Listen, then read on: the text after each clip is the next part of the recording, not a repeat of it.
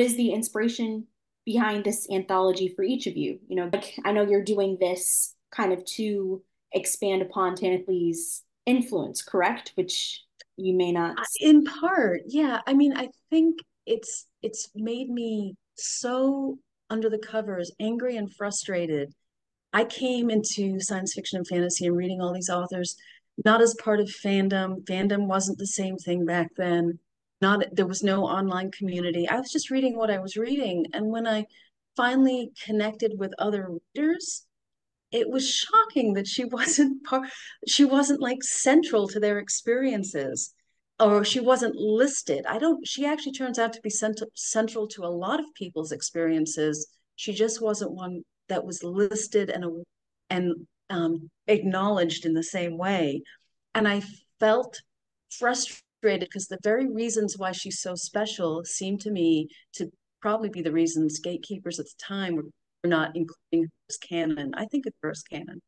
And so for me, it's partly to make sure she's not lost, and also to identify the community that actually exists already, the influences she has across many genres that are not even fully acknowledged or maybe not known to those who are influenced by her, because it's 2 degrees of separation.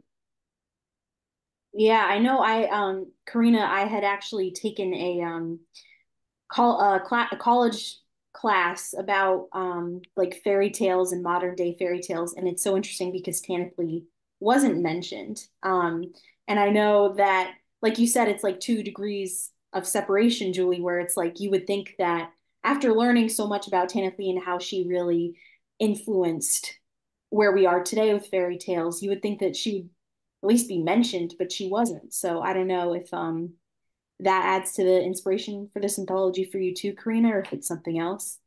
Yeah, I want to start pulling books off my shelf is what I want to start doing here. Paula Garan, who is a wonderful editor as well, she put together a book called, shoot, um, I just had it in my head.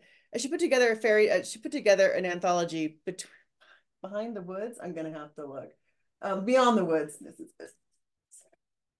So Paula Garan did this. This book is dedicated to Tanith Lee. Is it backwards? I hope not. But she opened it and closed it with a Tanith Lee fairy tale. And I just think that that's brilliant. But she's of the time, right? So she started it with Red is Blood and she ended it with Beauty. So those are the two that are in this. And it's dedicated to her, the fairy tale. This is a fairy tale book. It's like, so the fascinating thing is like, it's the time that Tanith was writing too. So if she was writing today, I think that she would be getting the recognition because women are stepping forward and saying enough of this. I'm done with this. And so women are working together to create a presence for women in genre, specifically in horror, definitely more in fan and definitely in science fiction. So I wrote an essay. It's titled Words Wielded by Women, and it's in Apex last May. And Tanith is mentioned in it along with many other people. But women in the 80s and 90s, there weren't very many of them. They were marginalized. The gatekeepers kept them out. They were not winning awards, especially at the Bram Stokers.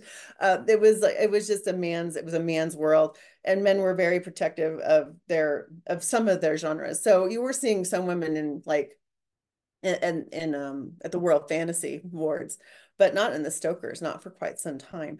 And so because people were holding on to the things that they wanted to keep. So yeah, so that it's because of the time. And now that and when Julie brought this up, we've been talking about this for several years. And I was like, yeah, we really should bring someone who was so important and pivotal and bring her awareness back. And it's amazing the amount of people who are like, oh my gosh, she was a seminal influence in my writing, right? She gave me permission to do things I didn't know I could do. There are a lot of them. Now there were older because of the time period that she was writing in. So you're going to see a lot of that, but it's really fascinating to me to see how popular she is with certain marginalized populations and today who are finding her voice. And so I think by doing this, we can bring an awareness to her work, hopefully get more people reading it, and also allow a space and a forum for people who've been touched by her to then share their experiences writing and and valuing and tribute to this really wonderful woman who really she created bridges for us that we wouldn't a lot of us wouldn't be where we are today if it hadn't been for her and women like her who really pushed through in the 80s and 90s to get us to this century, you know, so that we could actually have a voice and have a place to share those voices.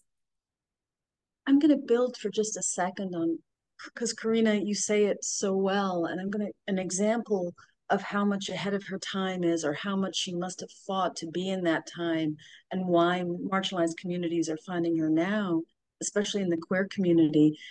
She won the 1980 British Fantasy Award. I think it was for Death's Master.